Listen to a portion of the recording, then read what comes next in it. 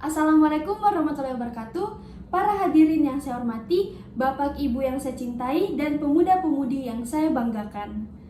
Dalam kesempatan kali ini, mari kita panjatkan puji syukur kepada Allah Subhanahu wa Ta'ala atas karunia dan nikmat sehat yang telah diberikan pada kita semua. Salawat serta salam juga senantiasa terlimpahkan kepada junjungan mulia kita, yaitu Nabi Muhammad SAW, yang telah memberikan contoh yang baik bagi umat manusia sehingga kita dapat berkumpul dan mendengarkan pidato bersama-sama. Para hadirin yang saya hormati, pada kesempatan yang berbahagia ini, izinkan saya menyampaikan pidato tentang narkoba yang menjadi momok menyeramkan bagi bangsa dan negara.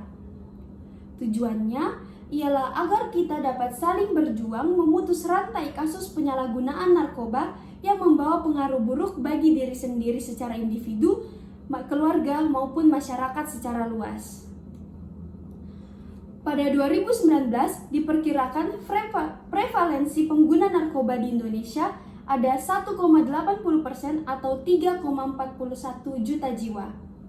Sementara itu, prevalensi dunia pada 2020 ada 5,5% atau sekitar 275 juta orang di seluruh dunia menggunakan narkotika. Angka tersebut merujuk pada masyarakat secara nasional. Hal ini menunjukkan pengguna narkoba terbilang cukup besar. Tidak bisa dipungkiri, bersumber dari riset medis, beberapa jenis narkoba memang memiliki manfaat untuk digunakan membantu meredakan rasa nyeri dan menjadi pilihan terakhir pengobatan pada penyakit tertentu. Nah, selain itu, ada juga jenis narkoba dalam kadar tertentu, berguna untuk mengobati depresi dan sebagai obat bius dalam bidang medis dengan pengawasan lembaga secara legal dan teruji keamanannya. Namun, dari sejumlah manfaat yang ditawarkan, jangan pernah sekali-sekali kita tergiur mencoba menyalahgunakan narkoba, kecuali untuk alasan pengobatan secara terapi. Adapun alasan atau kedok orang yang terlibat kasus narkoba diantaranya ingin menikmati rasa gembira dan tenang, tampil lincah, menambah stamina sekaligus mengusir rasa sedih dan malas, ikut pergaulan, kekurangan ekonomi, ingin dipandang keren, dijebak, diancam, tergoda untuk coba-coba, dan sebagainya. Padahal efek narkoba hanya sementara, itulah mengapa berpotensi adanya efek kecanduan. Tak hanya itu, penyalahgunaan konsumsi narkoba dapat menimbulkan bahaya lain seperti keseimbangan elektrolit berkurang sehingga kekurangan cairan atau dehidrasi. Jika kecanduan konsumsi narkoba, tubuh akan mengalami kejang-kejang, halusinasi, perilaku agresif, dan rasa sesak bagian dada, mengganggu fisik pengguna secara seperti kerusakan saraf, gangguan pernapasan, kemampuan berpikir terganggu, dan menurunkan kekebalan tubuh.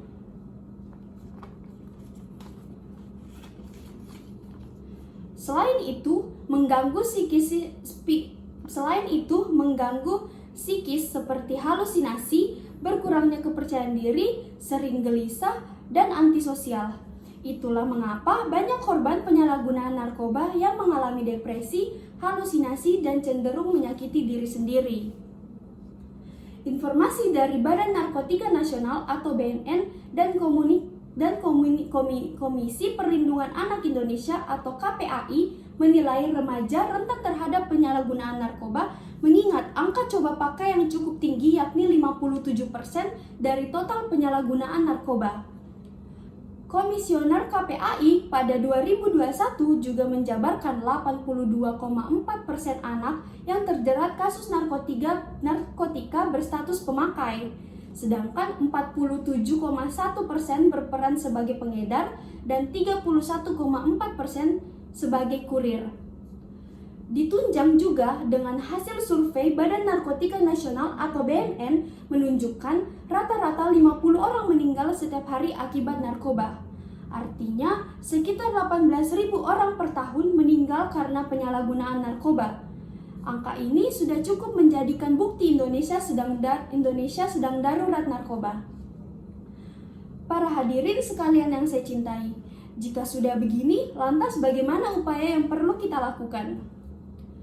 Satu di antara upaya dari pihak BNN yang memang memberikan amanah untuk menangani masalah narkoba, menggalakkan sosial P4GN yang merupakan singkatan dari pencegahan dan pemberantasan penyalahgunaan dan peredaran gelap narkotika. P4GN adalah sebuah program pemberantasan penyalahgunaan dan peredaran gelap narkotika yang dicetuskan oleh BNN dan menggandeng berbagai komponen masyarakat dan pemerintah serta dunia untuk terus-menerus meningkatkan kepedulian masyarakat risiko penyalahgunaan adiksi narkotika, psikotropika, dan zat adiktif lainnya. Langkah positif yang bisa kita lakukan selain mengikuti aksi P4GN yaitu dengan mulai mencari informasi penting tentang narkoba serta dampak negatifnya bagi seluruh tubuh. Di sisi yang sama, semua pihak perlu berpartisipasi dalam kampanye anti narkoba dan hati-hati memilih lingkungan, pergaulan, serta apabila bersinggungan dengan pelaku maupun korban penyalahgunaan narkoba. Bila terjadi atau bertemu dengan hal yang demikian, hendaknya ditangani dengan menerapkan aksi P4GN yang tepat, bukan justru melakukan aksi P4GN yaitu pilih kasih dan persengkolan penyalahgunaan dan peredaran gelap narkotika. Lantaran sejatinya penyalahgunaan narkoba dapat merugikan tubuh, baik jiwa, raga maupun akal. Tindakan ini merupakan hal yang tidak diperbolehkan dan harus dijauhi.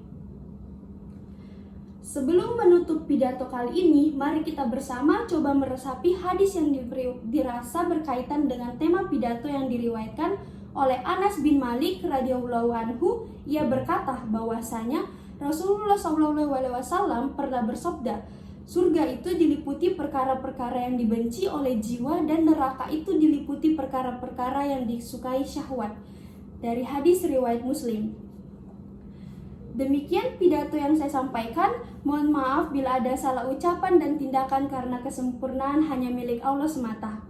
Mari bersama-sama solidaritas untuk menerapkan P4GN mulai dari hal-hal di sekitar kita untuk dampak yang lebih besar.